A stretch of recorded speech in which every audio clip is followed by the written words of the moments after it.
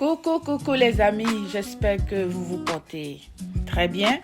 Moi, je me porte parfaitement bien. Je suis, pour ceux qui ne me connaissent pas, Sauce Lady. Je présente sur ma chaîne des sauces. Aujourd'hui, je viens vous présenter la façon dont je fais ma dinde. Donc, vous voyez les ingrédients que j'ai utilisés. Des poivrons, de l'oignon, de la tomate fraîche. J'ai pris... oui, ça c'est du vinaigre mélangé à du jus de citron. J'ai pris du piment, du poivron noir, du sel, de l'ail. Et je vais accompagner ma dinde avec la purée des pommes de terre. Restez jusqu'à la fin pour voir comment est-ce que je fais ma purée de pommes de terre et ma façon de faire aussi ma dinde, de cuire ma dinde. Alors pour commencer, vous voyez, c'est dans cet appareil que je mets la dinde. Alors je l'assaisonne d'abord avec mon jus de vinaigre mélangé à du jus de citron. Alors les petits doigts que vous voyez là, c'est ma fille qui a décidé de m'aider aujourd'hui. Je suis très contente. Donc c'est ça les petits doigts que vous voyez. C'est sa partie qui est là. Alors, je vous assure que vous devez essayer le mélange. Si vous ne l'avez pas encore fait, le mélange du vinaigre plutôt et du citron. Ça fait vraiment une grosse différence. Donc, je vais badigeonner ma dinde pour commencer avec l'ail, l'oignon, le gingembre écrasé. J'ajoute du sel, du bouillon ou du cube Maggi et également du poivre noir. Donc, c'est ça ce mélange-ci.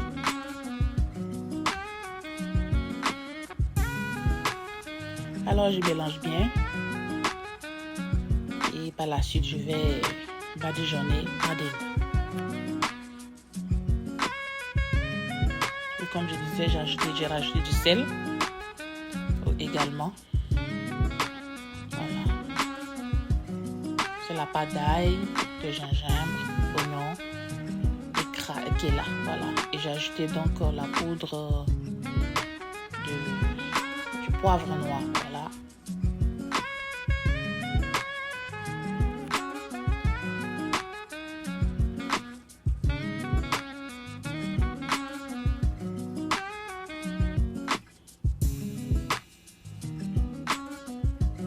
Je commence par badigeonner le dos parce que après, lorsque je vais retourner la dinde, je ne vais plus le retourner encore. Donc, je commence par le dos avant d'aller au niveau de la poitrine. Alors, je badigeonne vraiment partout. Je me mets dans tous les coins. Alors, cet appareil plutôt que je viens de vous montrer, et lorsque je mets la dinde à l'intérieur, elle va rester pendant 4 heures de temps. Donc, je n'ai pas à me soucier de rien. Je peux aller faire mes courses, faire tout ce que je veux pendant que ma dinde est en train de cuire. Ça, c'est la première phase. C'est la première phase. Voilà. Donc, après avoir badigeonné de la pâte écrasée, je vais maintenant mettre les légumes découpés à l'intérieur de la dinde. J'ai mis l'oignon, j'ai mis la tomate fraîche, j'ai mis les poivrons découpés, j'ai mis du piment frais découpé et je répète l'action jusqu'à ce que l'intérieur soit vraiment plein et chargé de légumes. Voilà, et je prends un peu quelques légumes et que je mets au-dessus. Donc, à la fin, je vais fermer et laisser la dinde cuire pendant 4 heures de temps. Voilà, pendant 4 heures de temps. Voilà. À quel niveau je mets je règle l'appareil.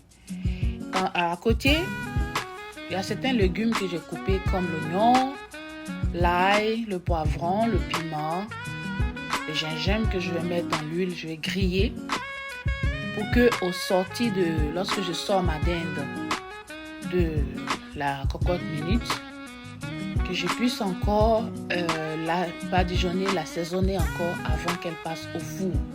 Voilà, donc voici les éléments que je mets dans l'huile, je vais griller.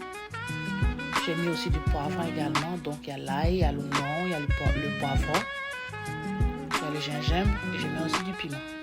Voilà. Je pense qu'on peut aussi utiliser n'importe quel légume frais qu'on aime, ce qu'on aime. Voilà, on grille bien et puis on l'écrase. Et voilà. Voilà à quoi ressemble ma dinde après 4 heures de temps. Voilà. Elle est cuite, mais je ne veux pas m'arrêter à ce niveau. Et je peux dire que la cuisson n'est pas encore totalement complète. Et voici la pâte que j'ai écrasée, enfin que j'ai grillée et que j'ai écrasée. Donc cette pâte, je vais l'utiliser et je vais encore badigeonner ma dinde. Voilà. J'ajoute du bouillon dans la pâte.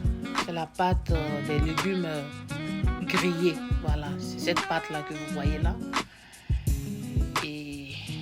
Donc j'ai mis du bouillon, j'ai mélangé et je vais faire passer cela sur ma dinde encore. Voilà. Et cette pâte, je vous assure, elle est très délicieuse. Très, très, très, très délicieuse.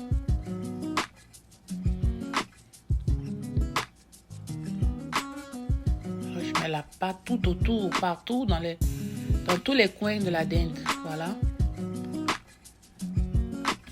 Pardon.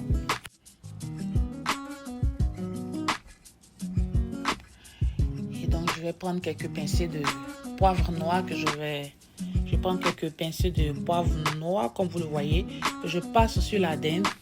Voilà, pour que la cuisson ça donne vraiment une très belle couleur et que ce soit aussi également parfumé. Donc ces légumes que vous voyez là, je vais aussi les faire partir au four avec la dinde. Donc du coup,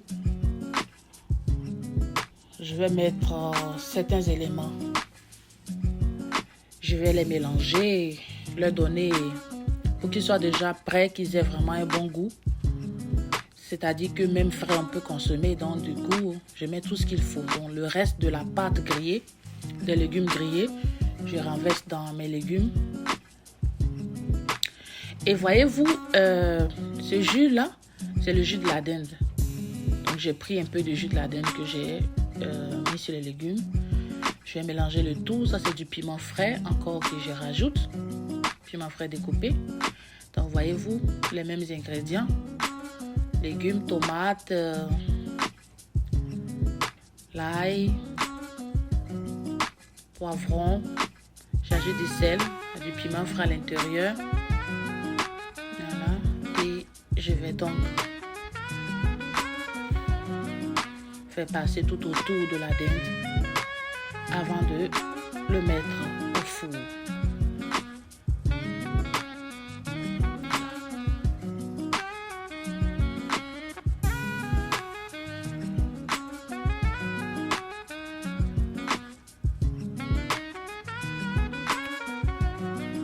Voilà ma dinde au four, très jolie, bien présentée. Voilà à quoi ça ressemble ma dinde lorsqu'elle est prête. Elle est très très délicieuse.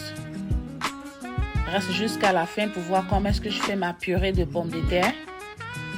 Et si tu es nouvelle, n'hésite pas de t'abonner et d'activer la cloche de notification pour ne pas manquer mes vidéos.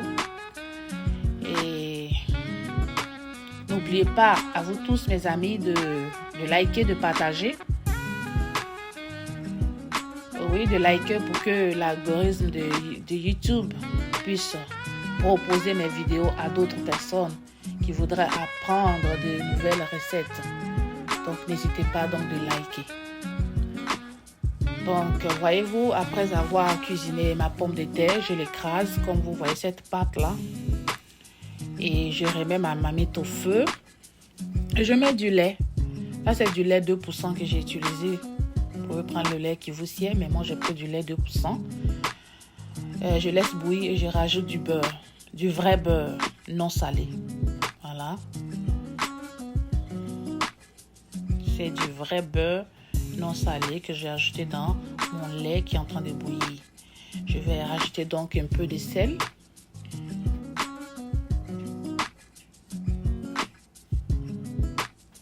Ça sent tellement bon déjà. Voilà, je rajoute un peu de sel.